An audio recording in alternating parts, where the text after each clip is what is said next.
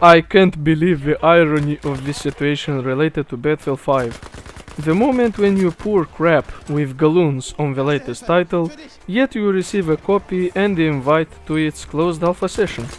Thank you very much, that pretty much made my day. Hello everyone, Chris back again with you in Gaming Zone. Today releases a very interesting video. As you might have guessed from the title, I have played and tried out the closed alpha for the latest Battlefield game. I have a really bad opinion about this game ever since the E3 gameplay and trailers released.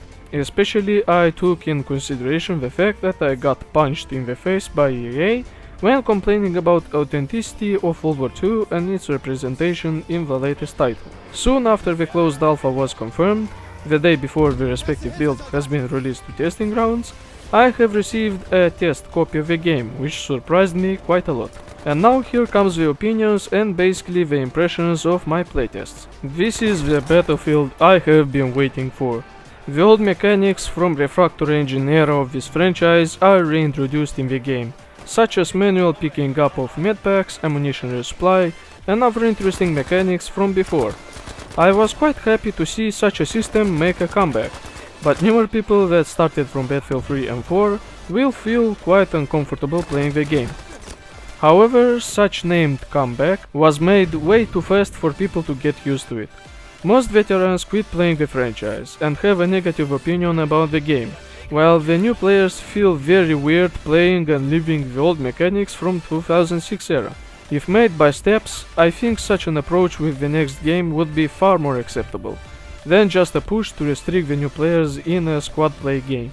Random deviation for weapons is finally gone, and man, this is a very welcome change.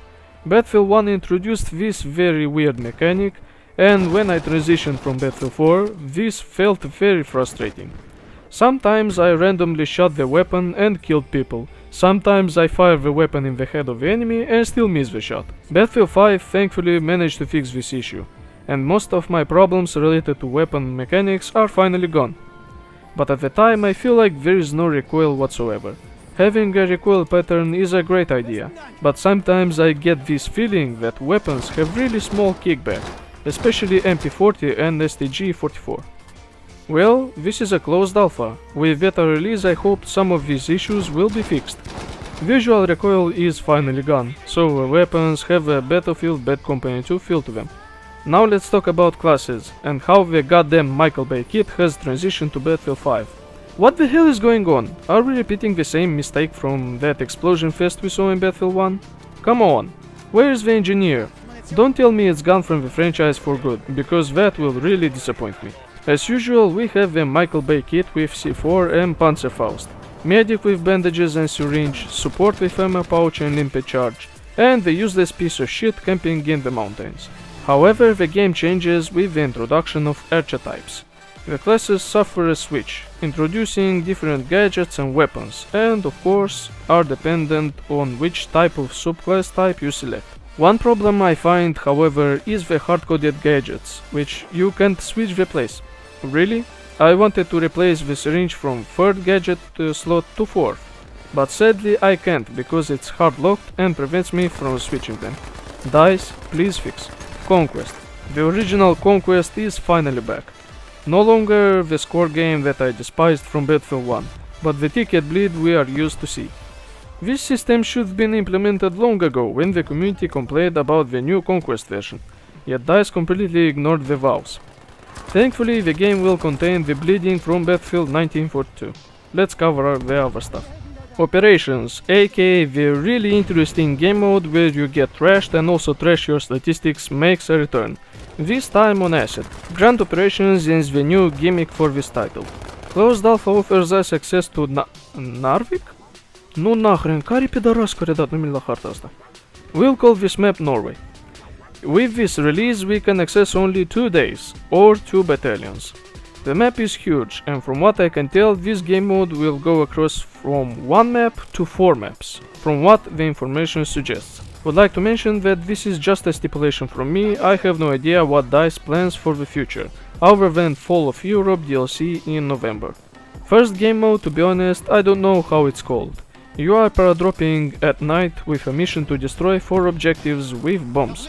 quite similar to Obliteration and Rush game modes mixed together. Quite hard since from my play experience teams are really weak at pushing, often dying when landing because of MG42s and Fortnite campers. The second day starts off with objective capturing, like Battlefield 1.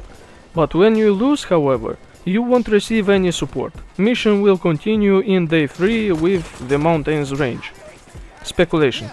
I have no idea what kind of game mode will be in day 3, but I think it will take place in the same map. I might be wrong and there will be another map set in the mountain range in Norway. The map acts great in Grand Operations, but it really sucks in Conquest. I'm more invested in this game mode since it's been featured in the franchise for 10 years now. Deviations such as Team Deathmatch were interesting only in the latest titles such as Battlefield 3 and 4, but with Battlefield 1 the default mode for me was Conquest, and I don't see it vanishing in this title. Would appreciate if this type of gameplay will be fixed with the release of retail version. In the meantime, Grand Operations is the only type of game mode to be stable on the map. There are a shit ton of bugs and also issues with the game. From what I can tell, people with GTX 1080s have lag and frame rate issues, such as myself with an older card.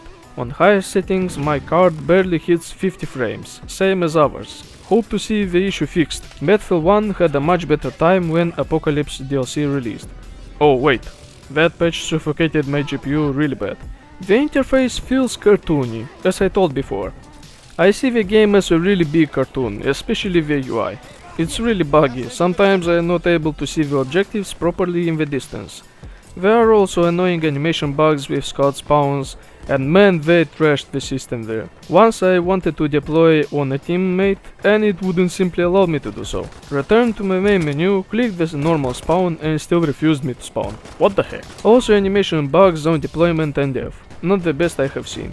One big problem for me is the inability to skip the revive animations. You are forced to wait for someone to revive you. And trust me, most of the times you will die behind the enemy lines, which puts you in a really bad position. Would like to see a feature where you can deny the revival and be thrown back to the deployment screen. Reviving people as a medic has some drawbacks. They introduced a revive animation which is affecting the revive ratio per minute. For example, in Battlefield 4 you have to charge the defibrillator, but in Battlefield 1 you just have to puncture dude with a syringe to revive him. Here you enter the animation which takes ages to complete, and also has some lag, as you are stuck in the air for 1 second. Really weird stuff. This is just a closed alpha. Most of the issues mentioned before are going to be fixed with a beta and retail release. But I'm afraid of a fate repeat with Battlefield 1.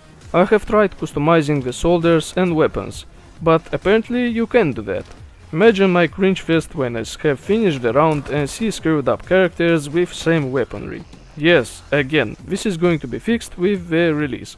But I have a gamer changer source telling me that at the release there will be basically few to no content at all, and with the information that Germany and Britain are the release factions, that is quite disappointing, as most of my doubts are coming to reality. You might remember that in Battlefield 1 we had no customization.